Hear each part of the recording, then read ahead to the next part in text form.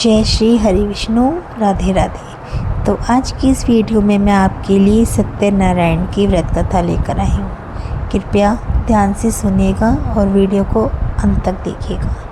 एक समय की बात है, नैमिषारण्य तीर्थ में सोनिक आदि 88,000 ऋषियों ने श्री सूत जी से पूछा, हे प्रभु, इस कलयुग में वेद विद्या रहित मनुष्यों को प्रभु भक्ति किस प्रकार मिल सकती है तथा उनका उद्धार कैसे होगा। हे मुनि श्रेष्ठ, ऐसा तप बताइए जिससे थोड़े समय से ही पुण्य मिले और मनवांछित फल भी मिल जाए। इस प्रकार की कथा सुनने की हम इच्छा रखते हैं। सर्वशास्त्रों का ज्ञाता सूत जी बोले, हे विष्णुओं, मैं पूछे आप सभी ने प्राणियों की हित की बात पूछी है, इसलिए मैं एक ऐसे श्रेष्ठ व्रत को आप लोगों को बताऊंगा जिसे नारद जी ने लक्ष्मी नारायण जी से पूछा था और लक्ष्मीपति ने मुनि श्रेष्ठ नारद जी से कहा था। अब आप इसे ध्यानपूर्वक सुनिएगा। एक समय की बात है, योगीराज नारद जी दूसरों की हित की इच्छा के लिए अनेक लोकों में घूमते हुए मृत्युलोक में आ पहुँचे। यहाँ उन्होंने अनेक योनियों में जन्मे प्राय सभी मनुष्यों को अपने कर्मों द्वारा अनेकों दुखों से पीड़ित देखा। उनका दुख देख नारद जी सोचने लगे कि ऐसा यत्न किया जाए जिससे करने से निश्चित रूप से मानव के दुखों का अंत हो जाए।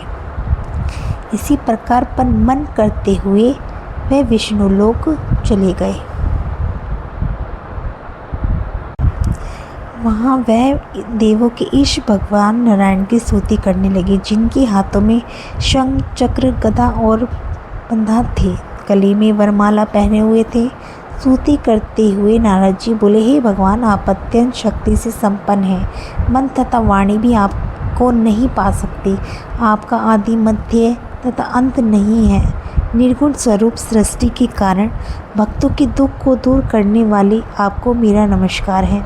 नारद जी की स्तुति सुन भगवान विष्णु बोले, हे मुनिश्रेष्ठ, आपके मन में क्या बात है? आप किस काम के लिए पधारे हैं, उसे निष्कोच होकर कहो।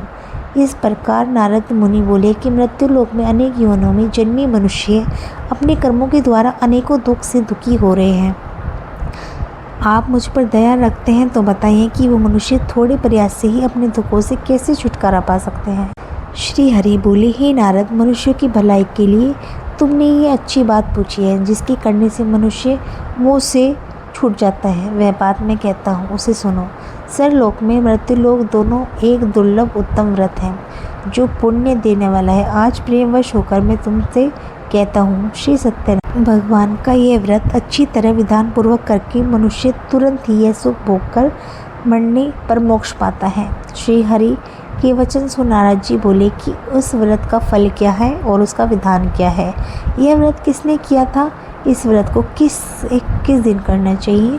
सब कुछ विस्तार में बताइए। नारद की बात सुनकर श्री हरि बोले, दुख व शोक का दूर करने के लिए यह व्रत करना चाहिए। विजय दिलाने वाला होता है। मानव को भक्ति की व श्रद्धा के साथ शाम को श्री सत्यनारायण की पूजा धर्म परायण होकर ब्राह्मणों व बंधुओं के साथ करनी चाहिए। भक्ति भाव से नैवेद्य केले का फल, घी, दूध और गेहूं का आटा सवाया ले। गेहूं के स्थान पर साठे का आटा, शक्कर तथा गुड़ लेकर वह सभी भक्षण योग्य पदार्थों को मिलाकर भगवान का भोग लगाएं। ब्राह्मणों सहित बंधु बांधवों से भोजन कराएं। इसके बाद स्वयं भोजन करें। भजन कीर्तन के साथ भगवान की भक्ति में लीन हो जाएं। इस तरह से सत्यनारायण भगवान का यह व्रत करने से मनुष्य की सारी इच्छाएं निश्चित रूप से पूरी होती हैं। इसी काल अर्थात कलयुग में मृत्युलोक में मोक्ष का यही सरल उपाय बताया गया है। इति श्री सत्यनारायण व्रत कथा का प्रथम अध्याय संपूर्ण। जय श्री हरि विष्णु।